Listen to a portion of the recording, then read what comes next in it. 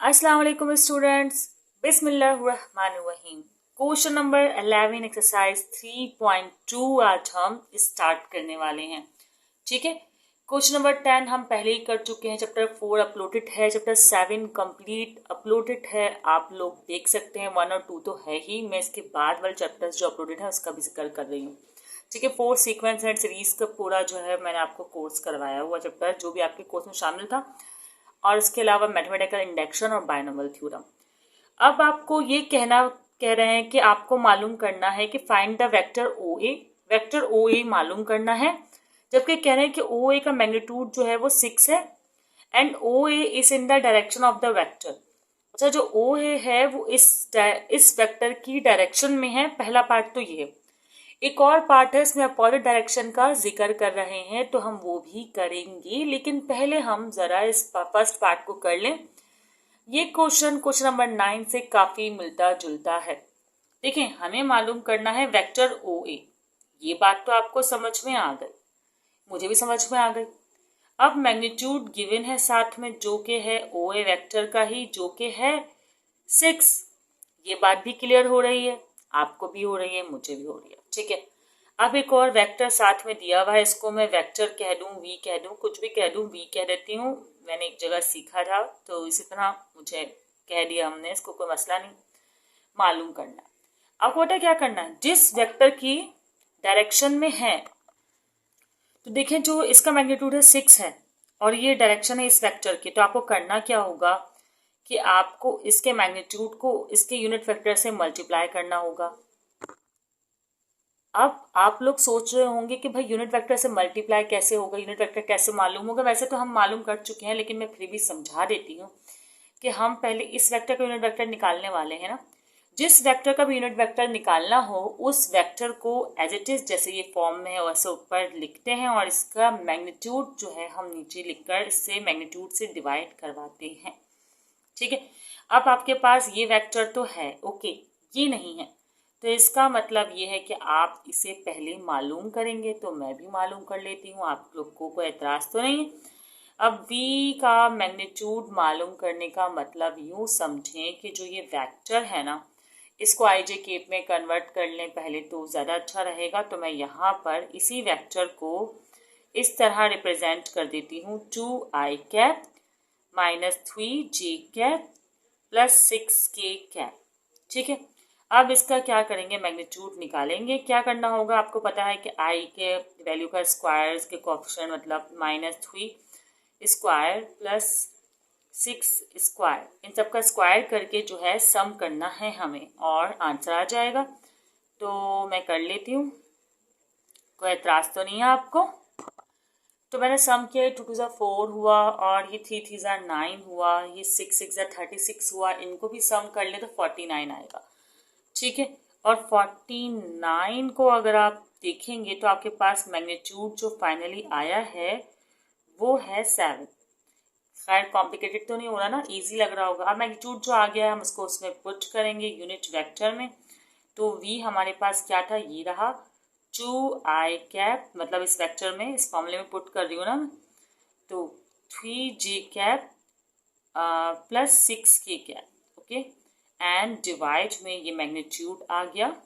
अब आपको एक स्टेप और करना है, और वो स्टेप क्या है कि इसको इस तरह लिखना है, लाइक अलग अलग आइसोलेट करके i की वैल्यू, फिर -3 7 j कैप इस तरह, फिर प्लस 6 k कैप एंड 7।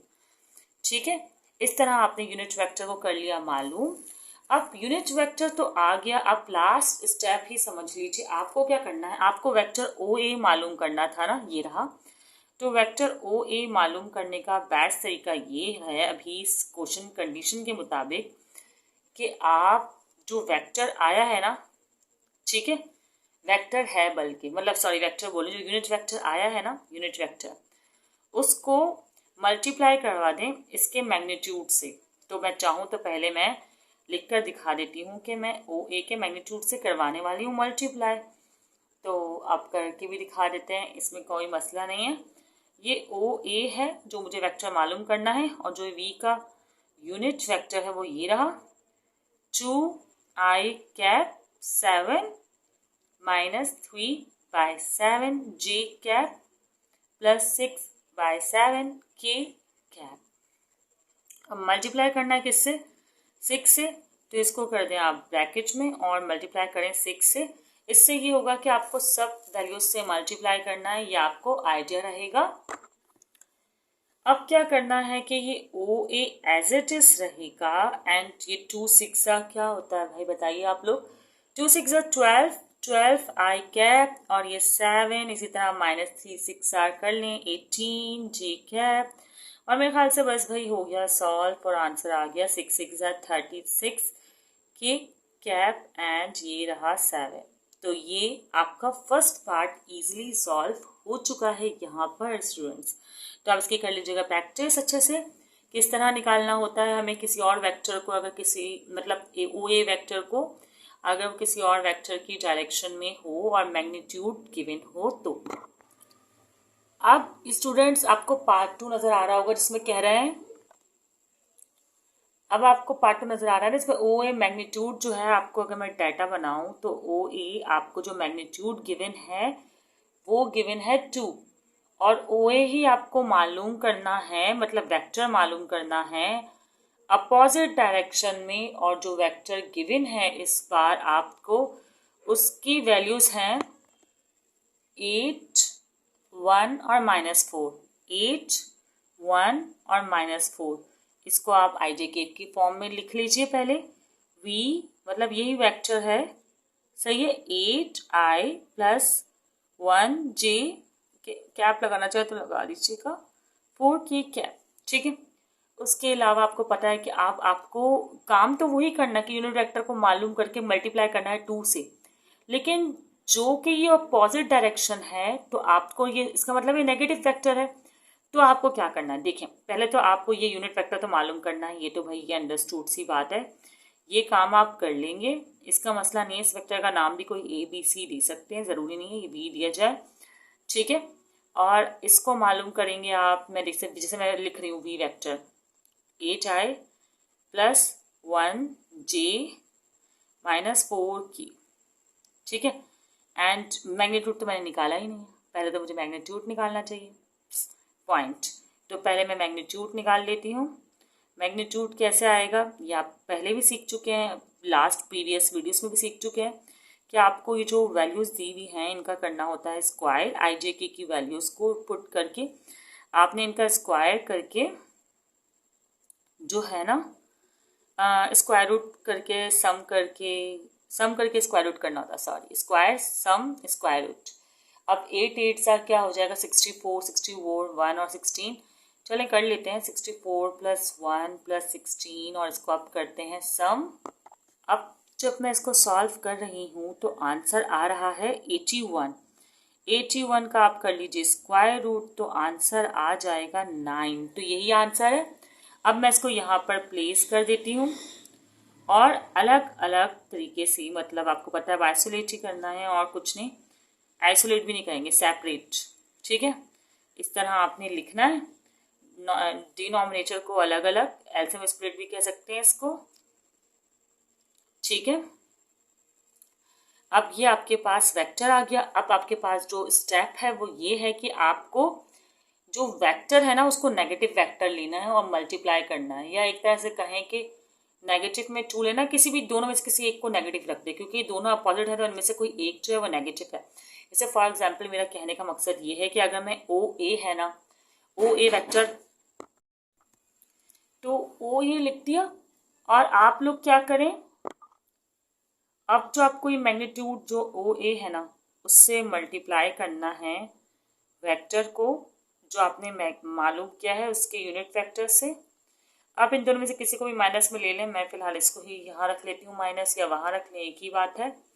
अब आप लोग वैल्यूज प्लेस करें, तो OA की वैल्यू है 2 जो कि नेगेटिव में आप रखें, और B वेक्टर जो है ये रहा 8, नहीं सॉरी ये रखना है ना, क्या कर B का unit vector 8/9 I cap plus 1/9 J 4/9 K, ठीक है।